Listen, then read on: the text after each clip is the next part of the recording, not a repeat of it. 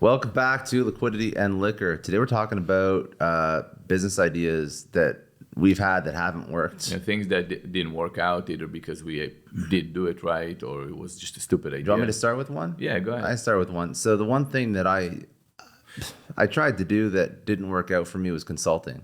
So I tried to do consulting way back, and I was trying to do it because it wasn't like we didn't set up the practice properly. So with two other partners, we were trying to do fractional CXO work, or basically fractional executive work. So we go in, we're going to act as your CMO. We're going to help you. Shitty life, man. It's a horrible life. And Nobody it's like, wants that. nobody wants it. And we had retainer, but we screwed up because we were working in the client's office as the CMO. So, I mean, you have your full work week and you have to be in office. You can't be building your brand. You can't be looking for new customers. You can't be doing anything. So you have your 40 hours where you're actually in office, and you got to be productive because they're paying a monthly retainer that's pretty high for you to come in and teach them how to build out a marketing team or a sales team. And then after you go home at night, you're posting on social media and writing a blog for your website and then going to find more clients, because you can't be doing that stuff while you're at the client's office. Yeah. So your perceived value dropped way down.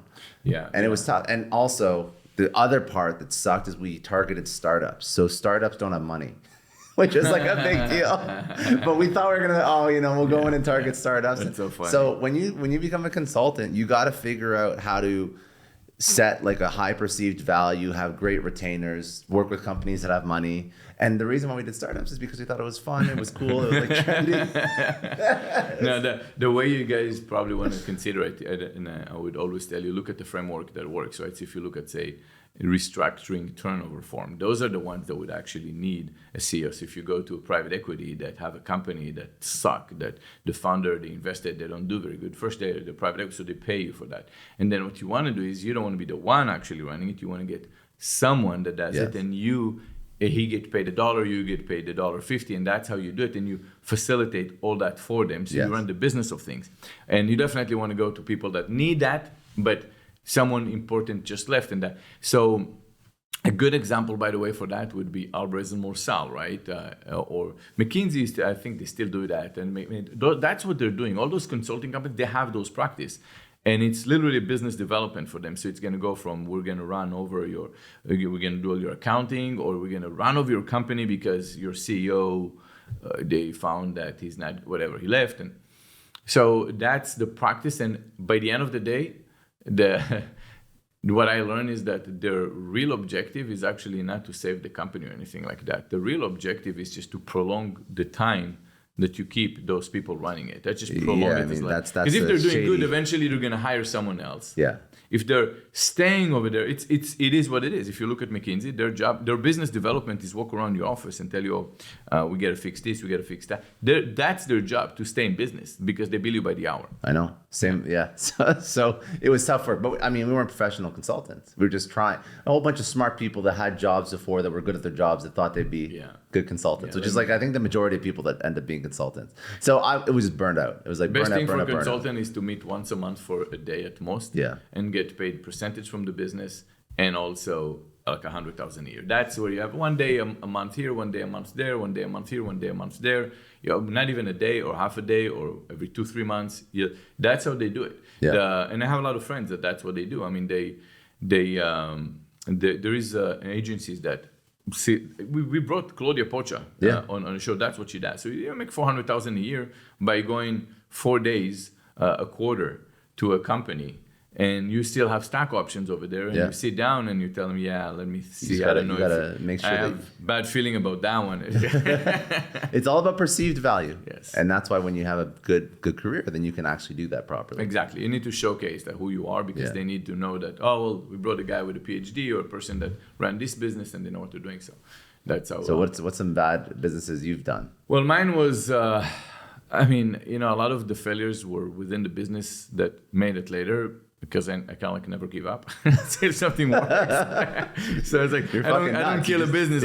No, eventually I'll figure it out. So I'll change the whole concept. It happened to me with the first business, the liquidation business. Then it happened with BoxyCharm, where what we thought we were going to have to do in BoxyCharm was not what we have to do. But let's go and talk about companies that didn't work. And one of them was, so when I learned that I do good SEO for my liquidation business and I'm all over, I'm like, shit, like I saw those people making money from just affiliate marketing. So I said, let me go and do some affiliate stuff. And casino was good. I mean, there was money in casinos. So what you do, you basically build websites where it's referencing to other casinos and people click on them, go to the real casino, because I don't have a casino. You just want to do a template with banners that have a URL that you send with just a affiliate link, and you make money on that. So I did those, and I went to this guy in India, and for $150, I got 50 websites for casinos. And then I didn't even have time to do SEO on those, but it started somehow ranking on certain. But what I did do, I was going long tail. So I was doing like terms that are like 5 to 7 words that are searchable. And eventually they start popping up because I'm the only one that was, well, I'm not the only one, but I somehow ranked for those. And he started getting checks in the mail. How much? I mean, at most was like $3,000 to $5,000 a month. That's doing good nothing. for some people. Doing nothing. That's good. There's no promotion, nothing. There's no secretary. There's nothing, right? And you're like, yeah, what? So you spent $150 and you made $5,000 a month. I was a full-time student. I had so that was one affiliate. So I did this. Then I also did some other ones with Google AdSense. That was about $15,000 a month. And then I had the liquidation business. So as a student, I did pretty good. But the thing with the casinos, the reason you told me told me about a failure. I'll tell you why it was a failure.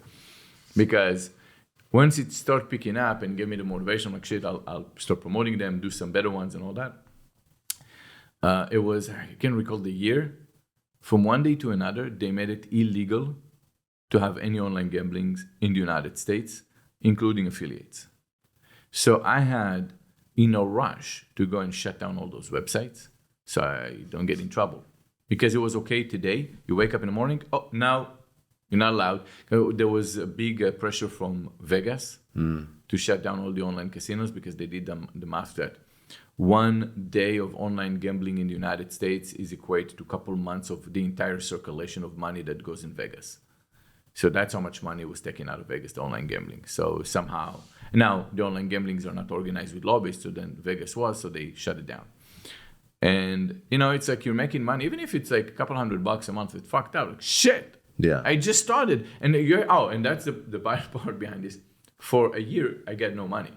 I just did those, kept them, nothing. A year later, it started ranking.